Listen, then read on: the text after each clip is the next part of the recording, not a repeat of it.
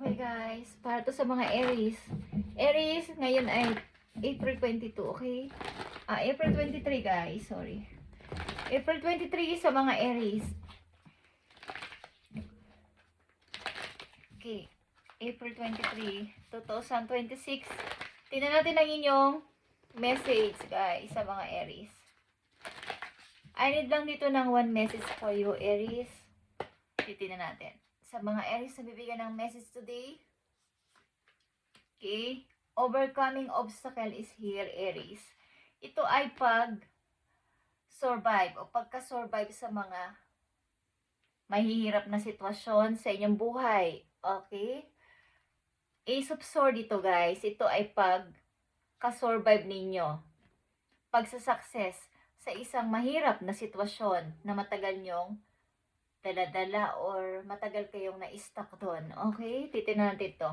You can overcome anything, Aries. Huwag kayong mag-alala. Ma-overcome mo to lahat ng mga obstacle na inyong naranasan. Guys, overcoming obstacle is here sa mga Aries. Ano to? Makakasurvive ka dito at huwag kang mag-alala. Okay? Ace of Swords is here. Usaping pamilya ito, maybe, Aries, ito ay Hierophant, the Hierophant. Usaping pamilya ito, minor lang ito para sa'yo o sa inyong kasalukuyan. Ano tong overcoming obstacle? Andito ang 2 of Wands sa dito ay yung energy, Aries. Ito ay pagpili sa dalawang path ng buhay o dalawang tao sa inyong buhay na kailangan nyong mamili. Meron kayong gustong puntahan. Ito din ay pagta-travel, guys. Andito ang 10 of Pentacles at 9 of Swords. Okay. So, ito ay pagpili sa dalawang path ng buhay sa inyong kasalukuyan na maaari ninyong pagdesisyonan sa mga darating na araw, buwan o taon, guys. Sapagkat ito ay maaaring pagbabalik ng isang person na naging bahagi ng inyong buhay, naging ama o ina ng inyong mga anak, is maaaring ang person na to ay gustong magbalik. Ito ay reunion. Okay? Ginugos ka ng tao na to at hindi siya manahimik. Gusto kang kausapin o gusto niyang makipagbalikan sa'yo. Sapagkat nakikita niya yung pagtatagumpay mo sa buhay, yung pag-overcome mo nga sa sitwasyon. Maaring hindi siya napagkakatulog. Okay? Maaring iniisip niya na baka ikaw ay meron ng pipiliin na ibang person, ikaw ay may pipiliin na ibang lugar. So, maaring ang tao na to ay hindi mapagkatulog, sleepless. Okay. At ikaw nga, Aries, ay maaaring meron ng napagdesisyonan. Pamimili sa tupat ng iyong buhay o dalawang tao sa iyong buhay. Okay, Aries? Ito ay paglagpas mo o nakalagpas ka na dito sa suliranin na to. At maaaring ilan sa Aries ay napili nyo ang person na sa bago ninyong lilipatan, sa bago ninyong pupuntahang lugar, is maaaring may tao na nagpaparamdam sa'yo o gusto sa'yong manligaw kung babae ka. At may anak ka. Okay? Sa mga Aries na nandito. Maaaring sa place na to, ang person na to ay meron siyang kakayanan na ikaw ay i-provide. Ang person na to ay maaaring may sariling bahay, may sariling lupa, at kaya kang i-provide, kaya kang, kahit di ka na magtrabaho or what is, ang place na to ay napakaganda for you, Aries, at maaaring ito ay gusto ka makilala ng lubusan. Okay, at nasa sayo ang pagdidesisyon. But, maybe lang sa inyo is may usapin pa sa pamilya na to, sa iyong dating relasyon. Hindi pa to tapos na usapin, guys. At lahat ito ay ma-overcome mo o na-overcome mo na sa ilang Aries na nandito. Ito ay isang, kumbaga, matagal ka ditong na-stuck. Matagal ka ditong pinahirapan ng alalahanin na to. At finally, meron ka nang napagdesisyonan o meron ka nang pinili sa iyong buhay. Okay? Meron ka ng napagtanto na ito na yung gusto kong mangyari sa sarili ko. Ang matakasan na ang mga suliranin na to na nagpapabigat sa buhay ko. At maaaring sa paglayo mo kasama mo ang anak mo o mga anak mo, at lilipat ka ng ibang lugar. Maaring meron dito sa iyo magkakagusto, okay? Meron sa iyo dito magpaparamdam ng pag-ibig at willing siya na ikaw ay protektahan at kumbaga ay makasama sa habang buhay. Ito ay long-term relationship. Okay, Aries. At titingnan natin ang inyong pag-ibig, guys, sa mga Aries. Maaring kayo ay nakaligtas na dito sa mga maraming suliranin na to sa buhay ninyo. At ma-overcome mo to sa mga Aries na hindi pa dito nakakaalis sa ganitong klaseng sitwasyon. Ma-overcome nyo to. You can overcome anything, Aries. At sa place na maaaring lilipatan nyo, pupuntahan nyo is maraming opportunity, guys. Okay?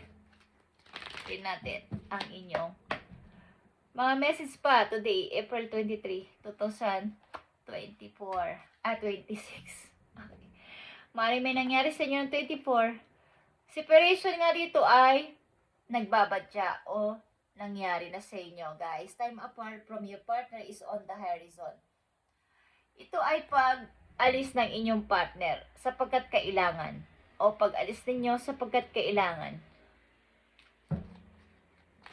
Kahit ayaw ninyong umalis is kailangan gawin. O kahit ayaw ninyong paalisin ng inyong partner is kailangan gawin. Maybe dahil sa trabaho or dahil merong reason bakit gusto niyang muna kayong maghiwalay. Okay, Aries. Tingnan natin tong separation na to, guys. Sa mga Aries. Separation sa mga Aries, andito ang The Magician. Okay. Andito ang The Star, Death, and The Queen of Wands. So, ito na nga, guys, ang nangyari. Maaaring ito ay nakatakdang mangyari, nakatakda kayo mag-separate, hindi lang separate na magkaiba ng lugar. Hindi lang separate na kayo ay maghihiwalay at mayroon siyang pupuntahan or literal ito, ng ilan sa inyo dito ay nawalan. So, sad to say na pumanaw ang inyong partner, guys, at ito ay nakatagdang mangyari. Okay? Hindi ko alam kung may sakit or bigla na lang siyang nawala sa inyo. At meron kang hinihiling. Okay? Nagpapakatatag ka dito sa buhay sapagkat maaaring may naiwan sa iyong anak ang person na to nang siya ay lumisan. At di ko alam kung elementary pa to nung maaring bata pa ang iyong anak nung lumisan ang inyong asawa o ang inyong minamahal. At nagpapakatatag ka at nagpakatatag ka sa buhay. Umaasa ka na sana kahit nandyan ka na is lagi mo kaming tinitingnan. Okay? At binabantayan. Ito ay isang paglisan na hindi inaasahan. Separation, time apart from your partners on the horizon. Maaring sakit or may karamdaman. Yun ang ibig ko sabihin, guys. At napalaki nyo ng maayos ang inyong mga anak dito o ang inyong anak. Okay, Aries.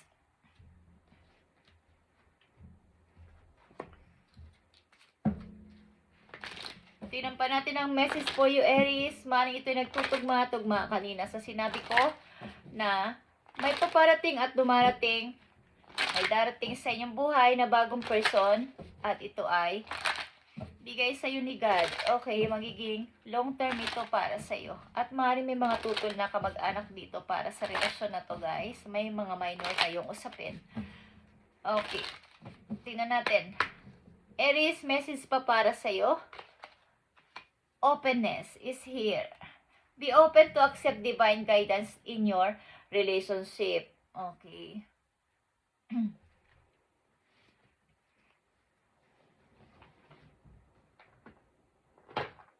So, maging open ka sa pagtanggap ng mga advice about dito sa inyong bagong magiging relasyon sa ibang tao.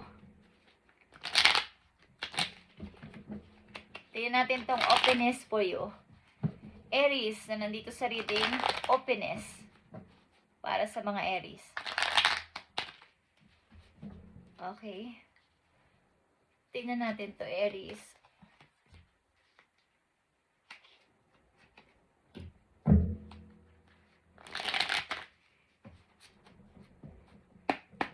Para sa mga Aries, openness is here.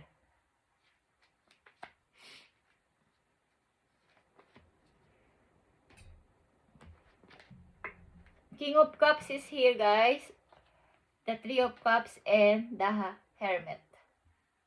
Ito ay Scorpio energy and Virgo is here. Okay? Ito ay pag-iisip-isip. Pagdating ng panahon na pagdating ng aking katandaan is meron ako masasabing tahanan. Meron ako masasabing pamilya. At maaaring both of you is ito ay pagkilala sa isang person na makikilala nyo maybe sa labas. Paglabas-labas ninyo, okay? Three of Cups is here. Pag sama-sama sa mga friend at something na may isang person dito na nakakakita sa iyo, okay? Or ikaw ay gusto. So, openness, be open to accept divine guidance in your relationship ng person na to. Kung ito ay nakilala nyo na Aries, is ito yung person na hinahanap mo na maaaring hindi lang para sa isang pang dyan lang o pang madalian lang, pang nandalian lang. Gusto nyo yung masasabi yung tahanan talaga. Okay? Maaaring may mga nagkaka-interest sa'yo na mga bagong tao. Okay, guys? Sa mga Aries na nandito.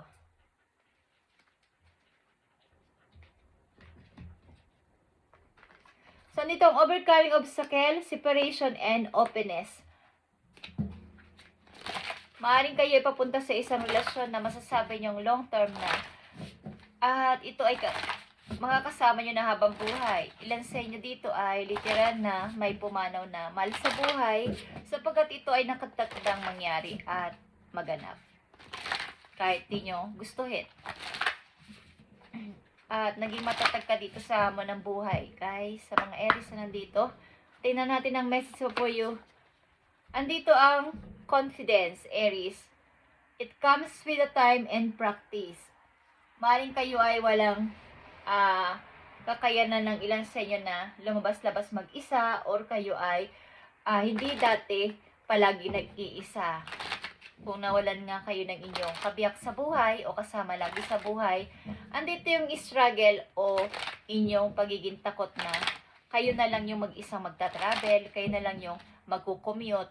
Dati-dati is sinusundo ka, something is ngayon ay mag-isa ka na lang. So, ikaw ay matutong maglakad na ngayon mag-isa nang walang umaalalay sa'yo. Okay? Takot kang magbiyahe nang wala kang katabi sa upuan. Okay, guys.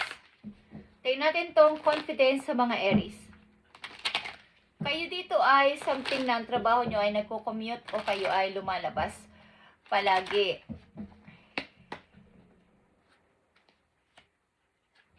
Sa mga Aries, April 23, 2026. Kailangan nyo ditong mag-start kahit wala pa kayong, kumbaga, takot. May takot sa maaaring mangyari. Okay. Ace of Wands is here, guys. The Tower and the Ace of Cups.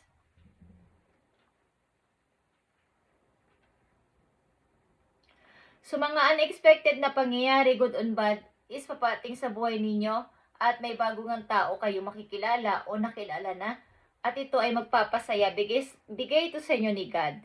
Okay?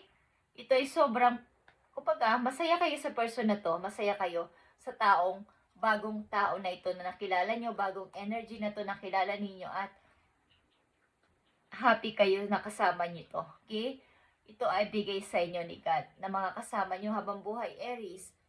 Okay? May gumuho man o parang marami man nangyari sa buhay ninyo sa mga nakaraang taon sa inyong buhay is meron naman mga bago at maayos na paparating sa inyo. At ito ay pangmatagalan na. Hindi lang to basta ay andyan lang o pangmadalian. Ito ay pangmatagalan. Kahit na sabihin ninyo na parang hindi kayo sigurado. Okay? Is ito ay totoo. Ito ay mangyayari sa inyo. Ito ay nakatakdang mangyari sa inyo. Okay, guys?